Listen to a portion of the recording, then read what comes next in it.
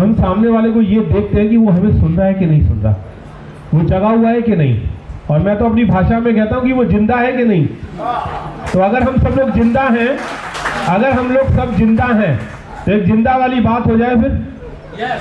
Doctor B.R. Ambedkar ji को कौन कौन जानता है, एक बार हाथ उठा के दिखाएं। नहीं सर, अगर जानते हो तो हाथ उठाना, जबरदस्ती मत उठाना, और जो नहीं उठाएगा वो मरा हुआ आदमी मेरे हिसाब से तो होगा। अब बताओ कौन कौन जानता है? सभी जानते हैं। तो एक बार बाबा साहब का नाम ले लिया जाए, उद्घोष हो जाए। मैं बिना माइक के देखूंगा कि आप में ज्यादा आवाज है या मुझ में। पैर टूटा हुआ है, डॉक्टर ने दम लगाने के लिए मना किया है, फिर भी देखते हैं। खाना खा चुके हो सब लोग, कॉफी भी पी चुके हो। जगाने की कोशिश कर रहा हूं सर, अगर जग जाए तो बढ़िया रहेगा। और जिंदा आदमी ही जगता है, मरा हुआ कभी जगता नहीं है।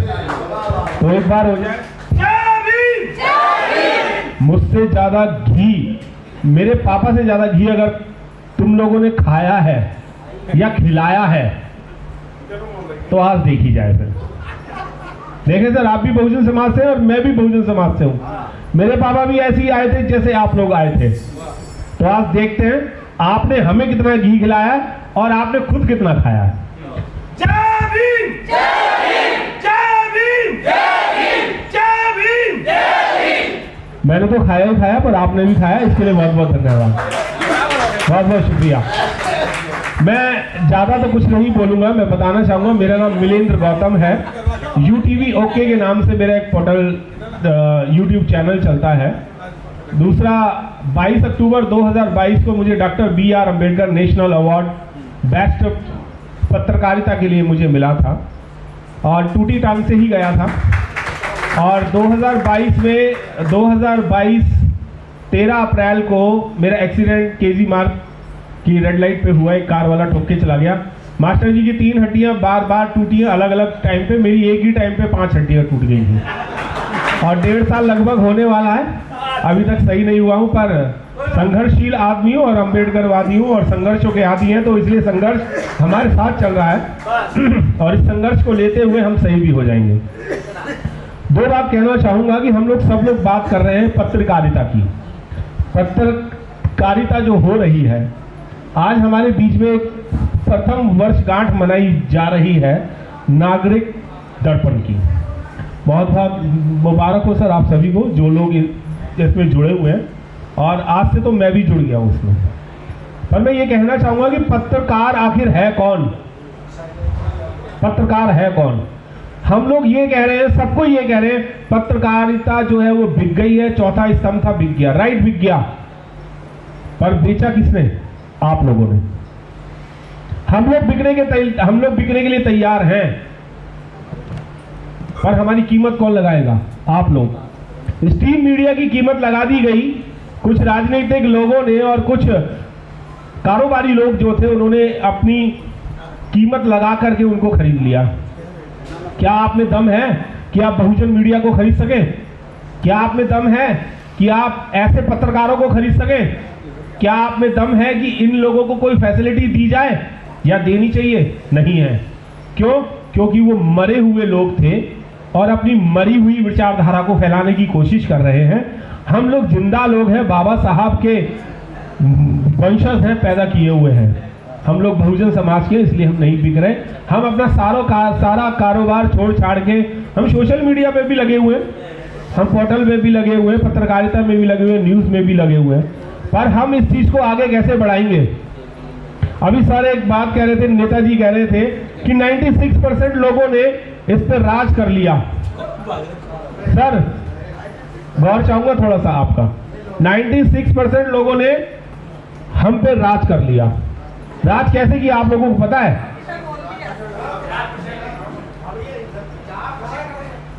4% ने 96 पे राज कर लिया।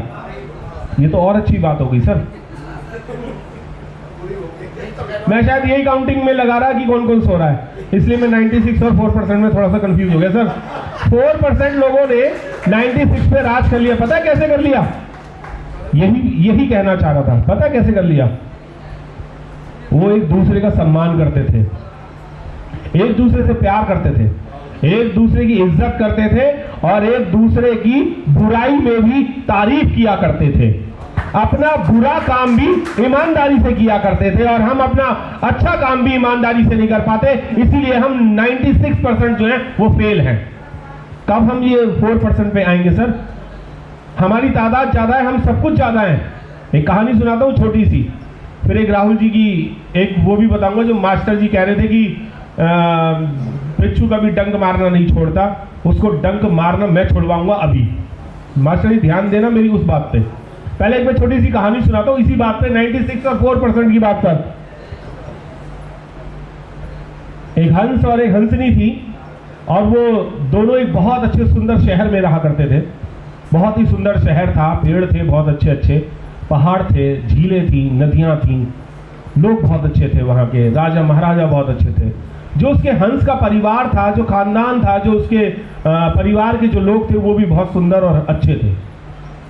पर हुआ क्या, एक दिन हंस की वाइफ ने ये कहा कि चलो थोड़ा सा है ना कहीं और रह के आते हैं, कहीं घूम के आते हैं, कहीं देखते हैं कि ये दुनिया इतनी ही बड़ी है या कितनी बड़ी है और कितनी सुंदर है। जितने सुंदर हम ही हैं, क्या ये पूरी दुनिया भी इतनी सुंदर है?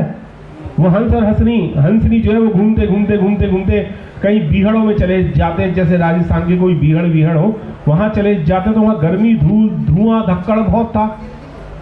अब हंसनी कहती है कि जी मुझे तो पानी पीना है। वहां कोसों दूर तक कोई पानी नहीं था, किलोमीटर तक। उसने कहा यहाँ तो पानी नहीं है, क्या करें?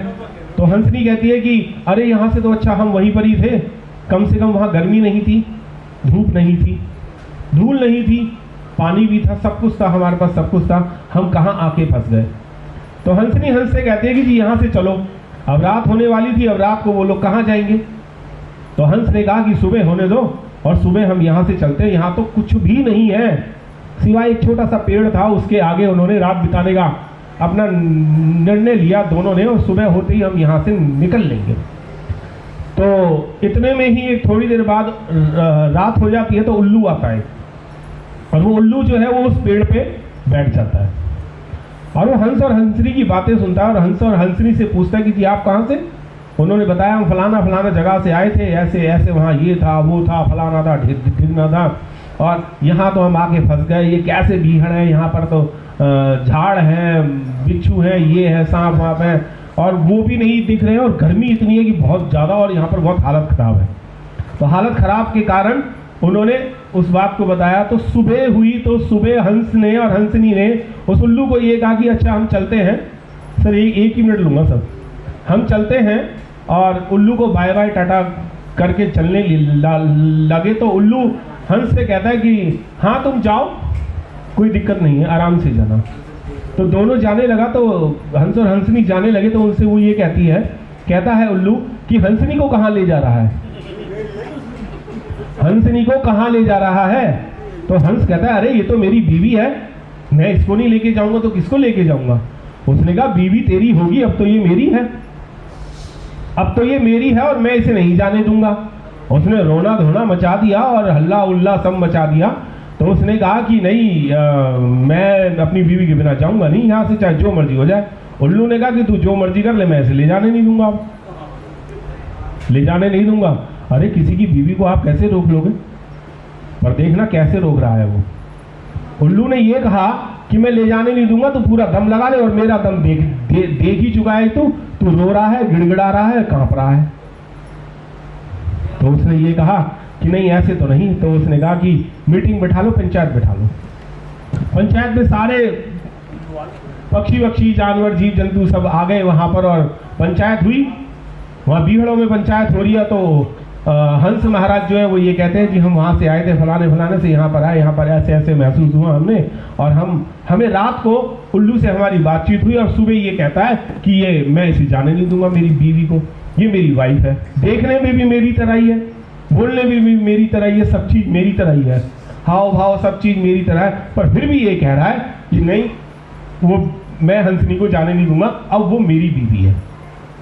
पंचायत के लोग जो वो आपस में सलाह मशवरा करते हैं। तो क्या कहा होगा पंचायत ने, कोई बता सकता है? मैं बताता हूँ। पंचायत ने ये कहा कि जो उल्लू कह रहा है वो बिल्कुल सही कह रहा है, हंस झूठ बोल रहा है, हंस अकेला जा। अशोभनीय बात है कि किसी की बीवी को हमने ऐसे कह दिया कि ये बीवी तेरी नहीं है, इसकी है, अब तू अकेला जा। पता है वो क्यों हुआ? वो इसलिए हुआ कि उल्लू जो है वो वहीं का रहने वाला था और हंस हंसनी जो है वो बाहर के रहने वाले थे, बाहर से आए थे, अपनी जमीन, अपने लोगों को, अपने समाज को छोड़ करके आए थे, इसीलिए वो अकेले पड़ गए थे। और वो जो बहुमत जो था वो उल्लू का था।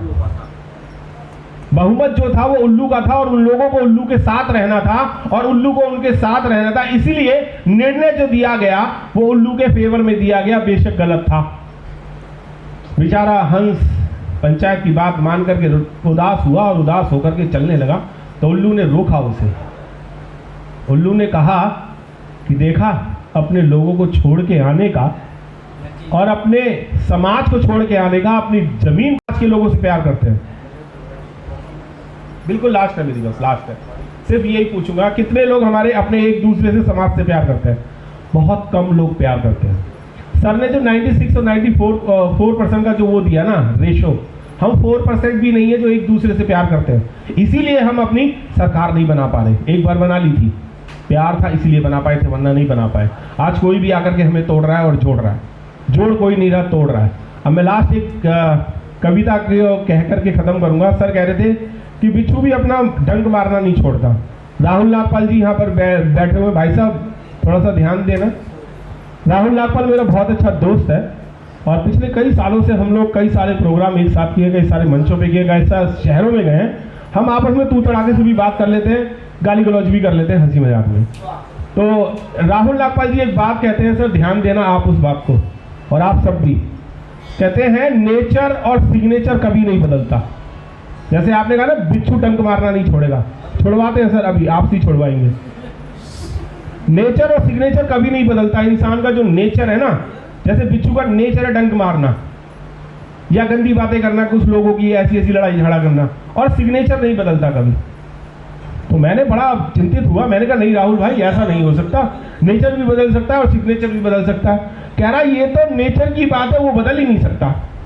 तो मैंने कवि सम्मेलन में मुझे भी आमंत्रित किया गया। हालांकि राहुल भाई और उन जैसे कई सारे वहाँ पर वरिष्ठ पत्रकार भी थे, 90 साल के, 96 साल के। तो मैंने अपनी कविता शुरू की और मैंने इसी में ही कहा सर यही मेरा लास्ट है। सर मैंने राहुल जी को कहा, मैंने कहा कहते हैं रास्ते के कवि, हम इसे प्यार में कह देते हैं रास्ते का कवि है, रास्तों में अपनी कविताएं गाता है, पर 35,000 से कम नहीं लेता ये कविता गाने पे, अच्छे मंचों पे।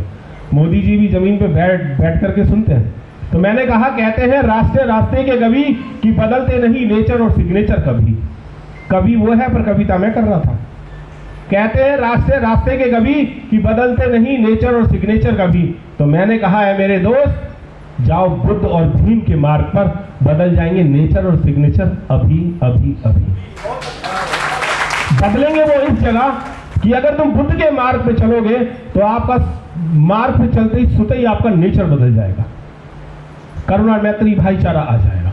और जब आप बुद्ध के वो बाबा साहब के यानी भीम के मार्ग पे आप चलोगे तो आप अनपढ़ता छोड़ करके आप पढ़े लिखे हो जाएंगे। 1000 बार अपने साइन बदल लेना, अनपढ़ होंगे तो अंगूठा टेक ही रहेंगे आप। इसीलिए कहते हैं कि नेचर और सिग्नेचर बदल नहीं सकता, पर बुद्ध और भीम के मार्ग पे जाइए, आपका नेचर और सिग्नेचर सुते ही बदल जाएगा। जय भीम, नमो बुद्धाय। आप सब एक दूसरे से प्यार करें, सम्मान से रहें, एक साथ रहें। हम सब हर काम 1 मिनट में कर सकते हैं। जय भीम, नमो बुद्धाय।